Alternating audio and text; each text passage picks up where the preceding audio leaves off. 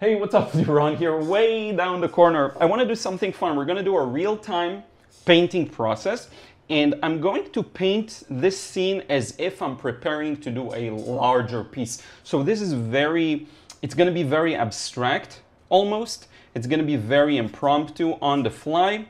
This is a beautiful scene from Venice. I want to paint it again as if I'm doing this just as a preparation for a larger piece. And see kind of what happens. I really enjoyed taking this photo. There was a bit of a flood when we were there, as Venice tends to get. And I love these diagonal shadows on the tower. I love the reflection down here. A lot of messy details, so it's going to be interesting to see how I'll choose to tackle them really in the moment. This is going to be highly spontaneous. Okay, let me make sure. Yes, you can see everything. So nothing fancy here. This is what I would do if I'm being fairly loose and kind of letting things happen. Squinting my eyes quite a bit to just see the overall, I would say the overall silhouette of things. So I'm going to get the drawing done really fast. There isn't much to put here. This is the base of the tower. From here it starts to get all wobbly and wonky due to the flows. And we're going to have all of these beautiful details in the building, but we have barely any room to represent them, as you can see here. So it's going to be fairly loose. Tons of people here. This is all people, people, people, people. There's one person here maybe a little closer to us, so we can see the jacket, some of the legs here. Here's a reflection. Everything's going to be reflected. I'm not working fast for the purpose of working fast. So just, you know, some people tend to just feel like they have to work fast. You don't. It's very personal. I personally have discovered that I enjoy doing it. Kind of let the color speak. I'm going to take my water sprayer. We're going to wet all of my paints on both palettes. I'm using both a Magello 18 well? Yes, 18 well palette. But honestly, I have a bunch of stuff here. Just all sorts of colors. And we're just going to start. We're going to mix something. I'm not going to be too adamant about what colors I use. This is meant to be a small, fast study as preparation for a more detailed piece. So I'm going to use a bit of a combination of my phthalo and ultramarine there. This building is in the light, so I'm going to try and keep it in the light. I'm also going to skip the tower for now because it's red. I'm not going to play around with having red mixed with blue just yet. My point here is just I'm going to place the paint in. I don't really care about accuracy of shapes. That's one thing that will really kill your watercolors if you're really obsessed with having the shapes be accurate. It's fine if that's something you're into. There's nothing wrong with that inherently, but it depends on where it comes from. If it comes from a place of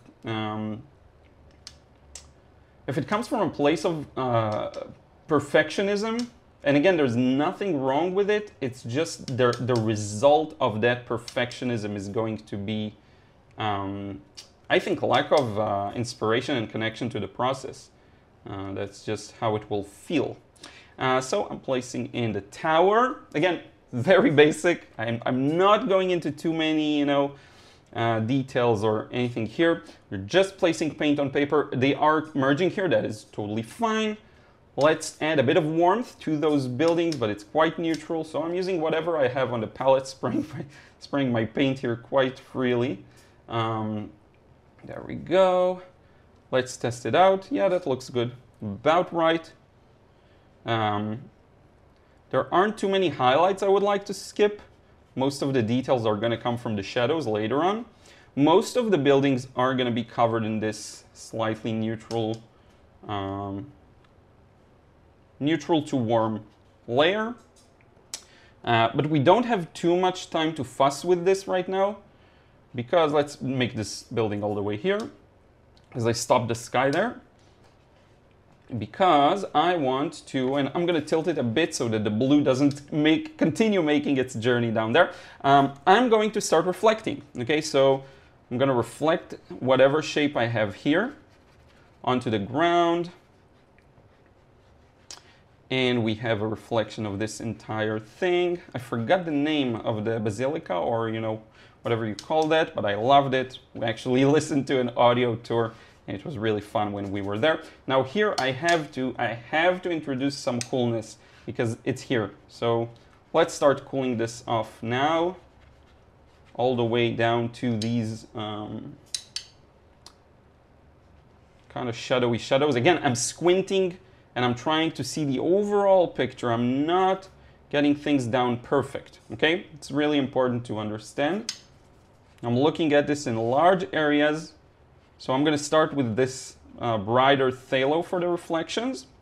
And as I make my way down, and I think to the right, I'm going to start introducing a bit of, yeah, we're good, a bit of the more ultramarine-ish.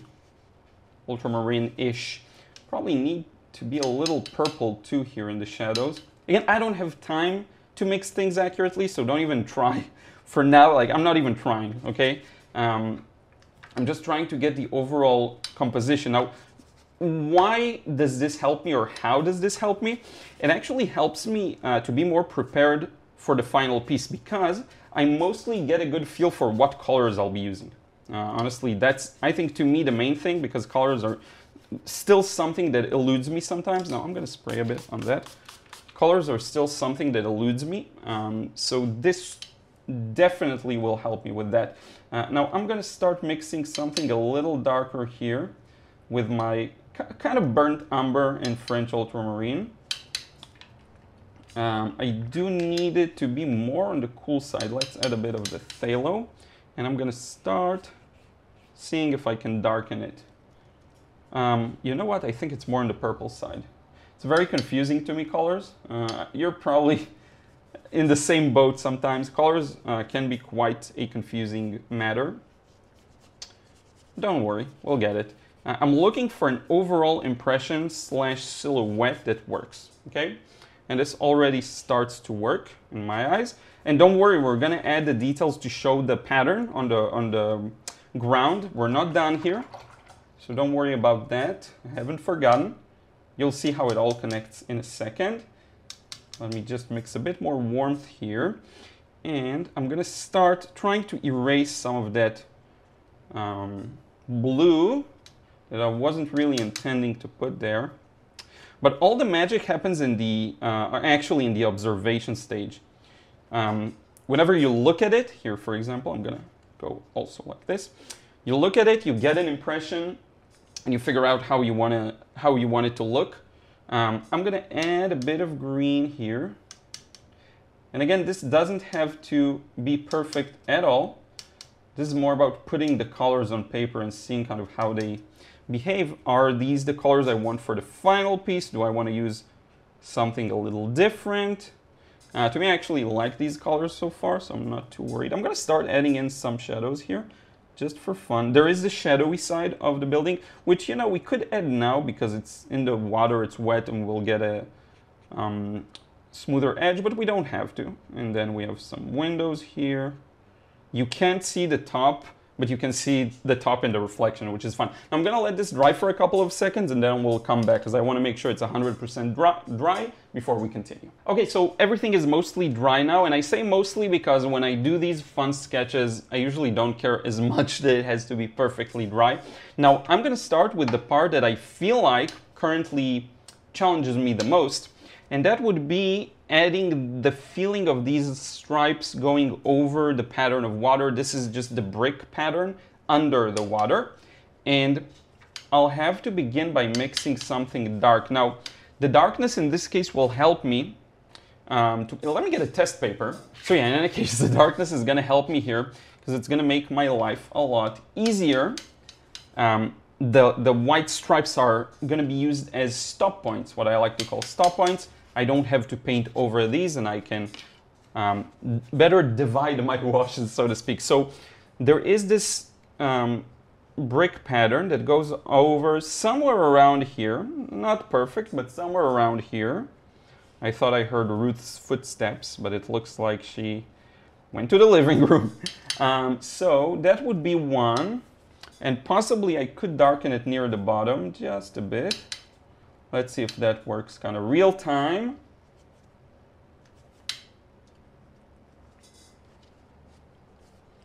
There we go. Now we're going to work on the other side, for which I'm going to add a bit more of the phthalo blue, just to make it a little bluer, a bit more of the ultramarine, a bit more water. And we're just going to continue with that shape. So you'll see this pattern. And I could honestly paint over it, but I'd prefer not to. Let's not paint over this bit. And here we go. And here I'll have to darken it. And this will go all the way down to here, or up to here, and then continue to the side and go in that kind of a pattern. And you'll slowly start to get a feeling for things. That's how it is usually with these paintings. They slowly begin to take shape and work. So here, we're gonna have a bit of a lighter paint all the way up to here. And hopefully the fan noises don't come through the video too badly. But if they do, I'll know for next time. Again, this is a new studio, a bit of a new setup, so it takes me a moment to get used to. And here we go. We're going to close that off. And hopefully it'll make sense. If it doesn't, it's fine. We're going to lighten things up significantly here. And do another pale wash that goes around, down here, back here, kind of adding to that. Oops, I think I made a mistake, but that's fine, that's okay. That's gonna come through here. Yeah, I should have gotten the direction, so let me fix that. It's actually not a big deal. The direction should come from here, just to show the perspective. I completely forgot about that. It's been a while since I did one of these super fast sketches, so you'll forgive me. Now, as we move down here, we're starting to get to the buildings and all the interesting stuff. So I'm going to use a bit of a neutral color here for the domes mostly, with a bit of ultramarine just to get the shadows down. This is possibly the most fun, kind of loose part, because you really don't have to worry about much. We have this building with a nice diagonal shadow. I do want to capture that if I can. Goes around here, this goes in here. A lot of just small abstract shapes that you can play around with. Now I'm going to go more neutral with some of the burnt umber paint. And we'll get this kind of a dome here. And again, there's tons of small, tiny details here. You won't be able to capture all of them. I'm kind of squinting my eyes, trying to figure out what's the most important bits that I do want to include. I do think all of this lower section could be a little more neutral. Something like this. And then I would definitely want to blend. I can switch to a smaller brush. I definitely want to blend some of these domes here.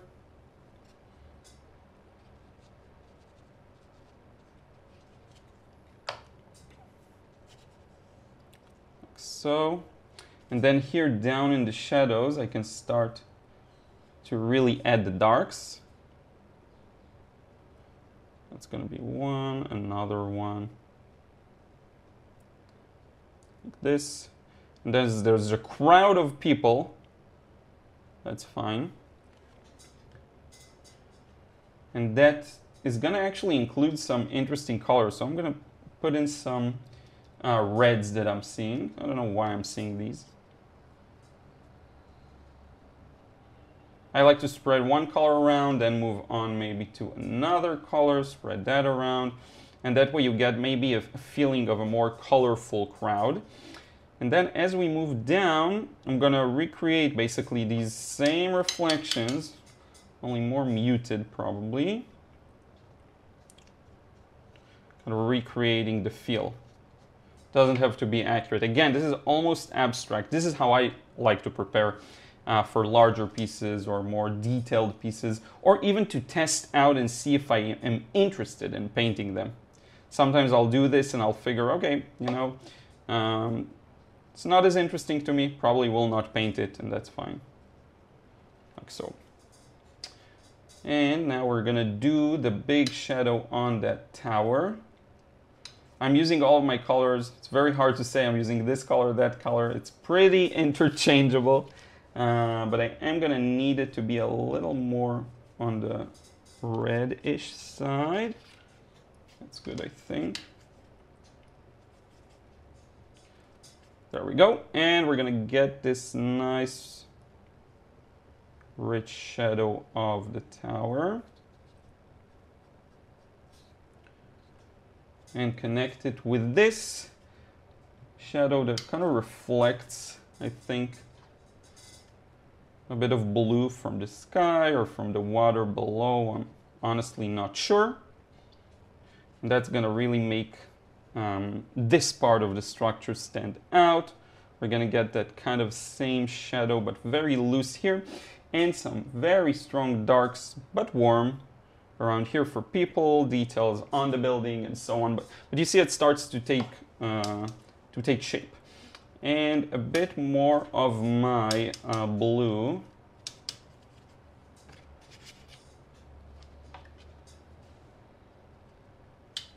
I have too much warmth on the palette right now, but there we go.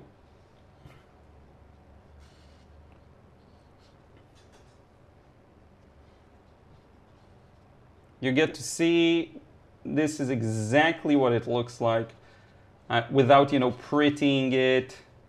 That's kind of what the process feels like.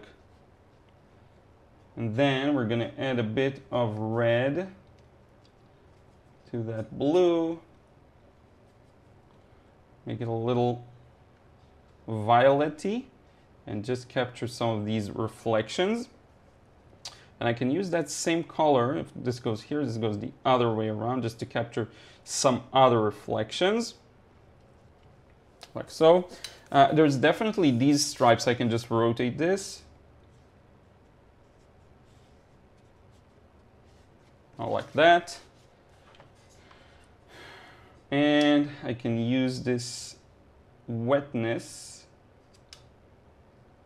Almost sprayed water on my entire painting. Probably needs stronger paint. There we go. I'm gonna get some windows down. All of these palaces and beautiful architecture. We're gonna get that same shadow down in the reflection. More orange, it feels like it should be. And of course, as we move down, and these are things I'll have more of an ability to show in the final larger version, because here it's very small, but I will start, you know, waving these lines up, making them more obvious that it's a reflection. Kind of like that. That should tell us the story. It should be darker though. What am I doing? Let's go a little stronger here. Doesn't even matter if it's not the same number of stripes. No one will notice really. And there's a bit of red down here. That same kind of a color. It's still quite abstract. And you see it starts to feel like something. Now I'm going to add a couple more neutral, I think, details to this building. Just to show. I'm not a big fan of these, you know, very loose, windowy details, really. So I'm going to try and get it as simply as I can. I can even just do this, get some movement there. And I think we're going to have a bit more of a violet feel around this section here with all the people, and this section right here. But again, I'll have to, and you can see some of the brick pattern over it, I'll have to really take my time with the more detailed piece to line these out and really figure out where they are. But just placing this on top of tells you a story. Maybe it's the ground, if that makes sense. And I'm gonna put a bit of red on top of this, kind of rooftop, perhaps. And we will get a few people there more in detail. We'll need mostly darks for this, so a bit of darks. I do want more of a cool dark feel.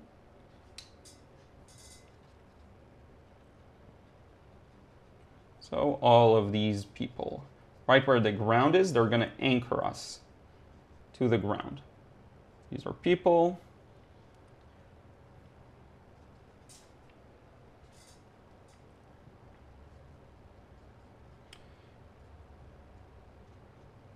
And then, just to make a bit of a reflection,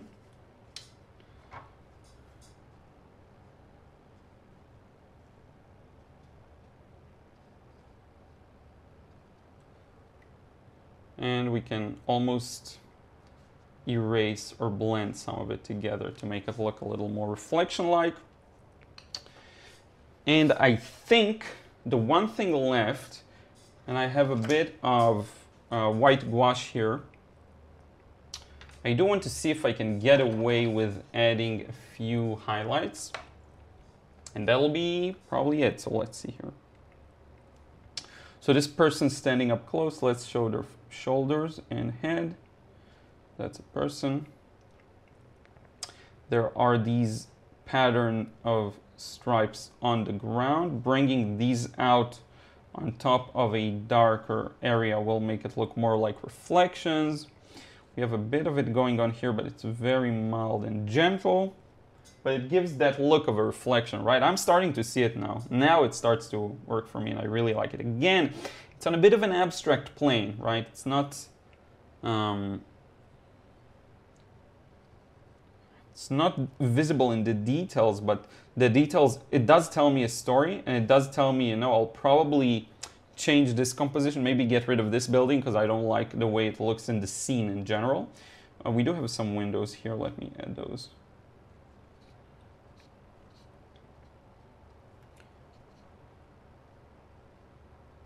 Just don't really like some of the way the windows look.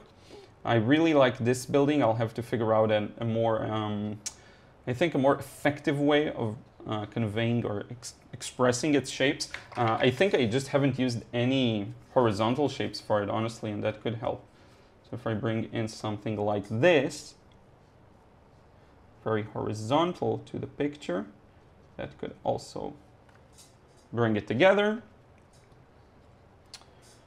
And maybe a few random awnings or something like that. I'm not a big fan of using opaque paint in a tacky way. I'm really trying to avoid, you know, it looking... It should just paint the highlights I missed rather than start expressing things, to me, the way I enjoy using it, right? Everyone is going to have their own kind of way. But let's make this a little wavier. This dips in under the windows. And honestly, I think this one is done. Thank you so much for watching. Hopefully the feeling of a building, you know what, I could probably, now I look at it, I'm like, I could do this, I could do that. I could do a wash. Let me show you. Let's do this for science before we wrap it up. I'm gonna grab a bit of yellow and red. I could do a thin glaze. If you weren't in a hurry to close the video, you'll get to see this. A very thin glaze of a stronger red right here. See, I think that worked out nicely, just to pop that building out of the sky. And I'm gonna sign this. Let me know if you enjoy this kind of a format, less edited, less planned out, more like me, real time, narrating, explaining to you how I do things. This is a quick study. Again, the drawing itself isn't accurate. I would probably have just traced it. Even for a study, I would trace it real fast just because it's more time effective. But yeah, I want to thank everyone who watched. I want to thank everyone who supports me over on Patreon. Really, really appreciate it. If you want to receive credits at the end of the videos, be sure to check that out. Also, if you want to learn how to paint loosely with complete passion and freedom, check out the frustration-free watercolor course below. Thank you so much. We'll see you in the next video.